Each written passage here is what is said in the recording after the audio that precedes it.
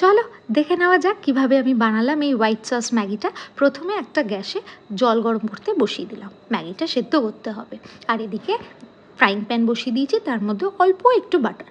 এবার বাটারটাকে পুরো ফ্রাইং প্যানে ভালো করে ছড়িয়ে দেবো। দিয়ে তোমার এই যে দেখো যা যা ভেজিটেবলস কেটে রেখেছি, তুমি তোমার পছন্দের মতো নানান রকম ভেজিটেবলস দিতে পারো। আমি পেঁয়াজ কুচি, গাজর কুচি আর ক্যাপসিকাম কুচি দিয়েছি। তোমরা এখানে সুইট কর্নও ইউজ করতে পারো, মাশরুম ইউজ করতে পারো, এনি ভেজিটেবল। আচ্ছা, এদিকে আমার জলটা ফুটতে শুরু করে দিয়েছে। আর দেখো আমার একদম একটুখানি ম্যাগি ছিল, মানে একজনেরও বাচ্চাদের মতন, একটা ছোট বাচ্চা খেলে যেটুকু ম্যাগি হয় সেইটুকু। তো ওটাকে ভালো করে শ্যালো ফ্রাই করে ঢেকে দেবো। আর এটা হচ্ছিল মেন উপকরণ হোয়াইট সসটা বানানোর জন্য। কি কি?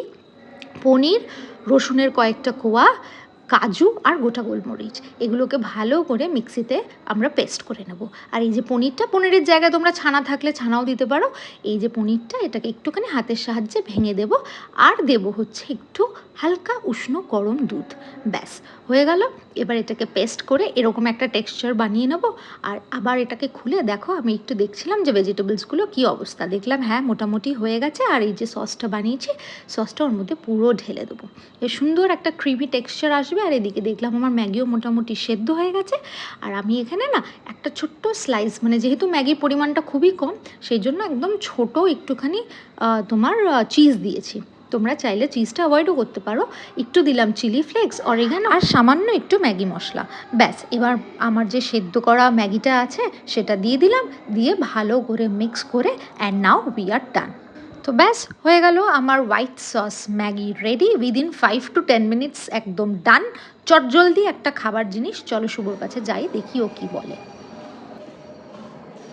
এ নাও শুভ, দেখি এটা হচ্ছে হোয়াইট সস ম্যাগি। আরে এইসব করতে যাও কেন? একটু দেখো খেয়ে কেমন হয়েছে। নর্মাল। আরে নর্মাল তো সবসময় করি।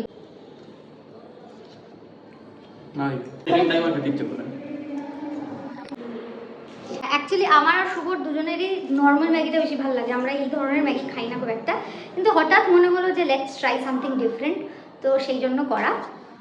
যাই হোক, ভালো মন্দ আমি এখন ট্রাই করিনি, আমি খেলে বুঝতে পারবো। অন্যরকম ভালো হয়েছে, বেশ একটা অন্যরকম ফ্লেভার।